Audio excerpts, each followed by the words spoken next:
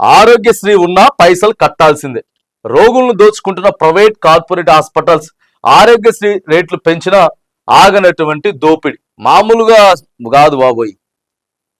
Under టేకు government తో పాటు కొద్దిగా సత్సంబంధాలు కలిగినటువంటి ఆసుపత్రులు కూడా మామూలు దోపిడీ కాదు. నిమ్స్ ఆసుపత్రి వాడికి కాలిరిగిందని చెప్పి పట్టకొస్తే ఫస్ట్ పేలో జాయిన్ కావాల్సిందే. వాడికి ఆరోగ్యశ్రీ ఉందా లేదా ఓ 3-4 రోజులు పైసలు కట్టాల్సిందే. ఏడవడి ఇదే డ్రామా చేసిందట ఒక హాస్పిటల్ చూడండి.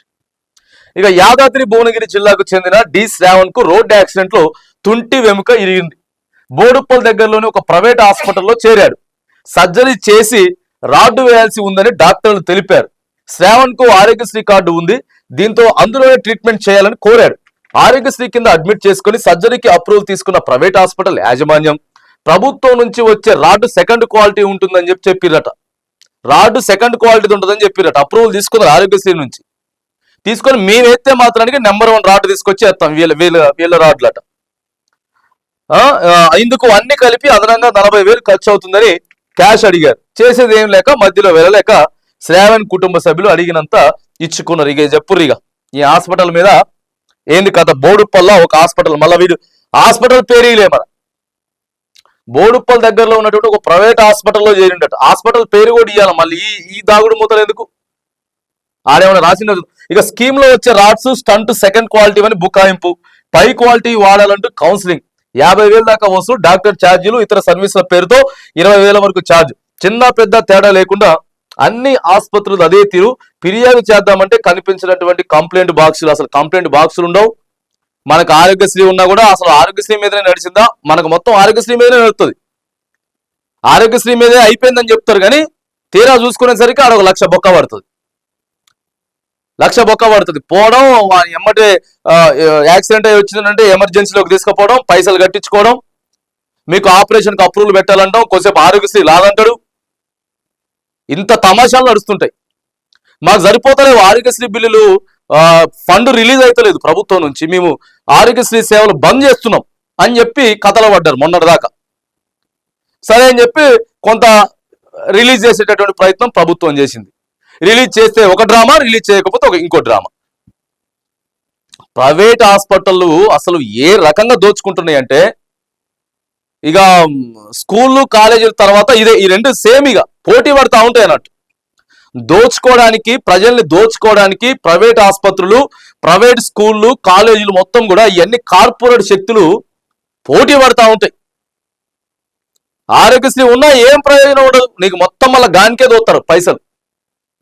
ఇగో ఈ రకమైనటువంటి సిచ్యువేషన్ ఉన్నది.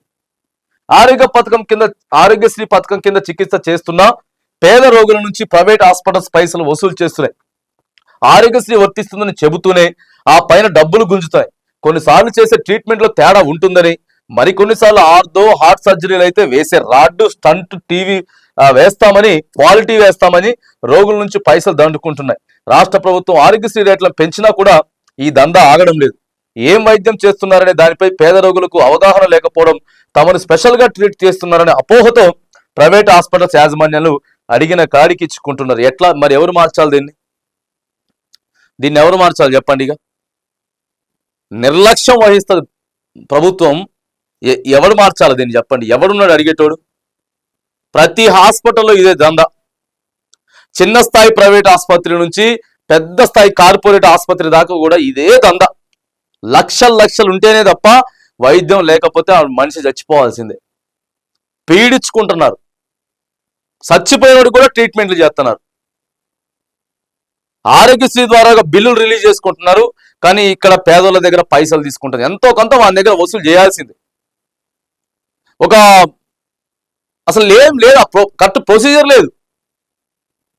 అరే వాడికి యాక్సిడెంట్ అయింది, వచ్చిండు, ఆరోగ్యశ్రీ కార్డు ఉంది, వాడికి ఎట్లా ఏంది అడిగితే ఎవరు సమాధానం చెప్పాడు? ఆడ హాస్పిటల్లో ఉన్న డాక్టర్లు చక్కగా సమాధానం చెప్పడు, ఆడ ఆరోగ్యశ్రీ వాడి దగ్గర ఉండేటటువంటి వాడు చక్కగా సమాధానం చెప్పడు, ప్రభుత్వం సమాధానం చెప్పదు చక్కగా. మనకి మంత్రి గారేమో ఆ మంత్రి గారు ఉన్నా ఒకటే లేకపోయినా ఒకటే అన్నట్టు ఉంటది. మనకి ఆరోగ్యశ్రీ మంత్రి గారు అంత యాక్టివ్గా ఎక్కడ కనిపించినటువంటి దాఖలాలే లేవు. మరి ఎందుకు ఇట్లా ఆరోగ్యశ్రీ వైద్య శాఖ ఇట్లా తయారైపోయిందో అర్థమైతలేదు. ఏదేమైనా కానీ మరి పెట్టుర్రిగా ఆ మంత్రి దామోదర నరసింహారావు గారు, మంత్రి దామోదర నరసింహారావు గారు, తర్వాత వచ్చేసి రాష్ట్ర ప్రభుత్వం వీటన్నిటి మీద చర్యలు తీసుకోవాలి.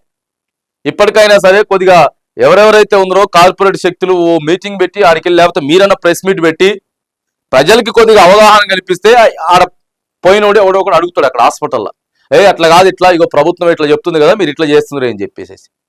దయచేసి ఈ ఆరోగ్యశ్రీ దందా మీద, ప్రైవేట్ హాస్పిటల్ దందా మీద ఒక సమీక్ష పెట్టండి, ఒక ప్రెస్ మీట్ పెట్టండి. అటు ప్రజలకి, ఇటు ప్రైవేట్ యాజమాన్యాలకి, ఆసుపత్రి యాజమాన్యాలకి కనీసం ఒక అవగాహన లేకపోతే ఒక హెచ్చరిక జారీ చేయండి. హెచ్చరిక జారీ చేసేటటువంటి ప్రయత్నం ప్రభుత్వం చేయాలి.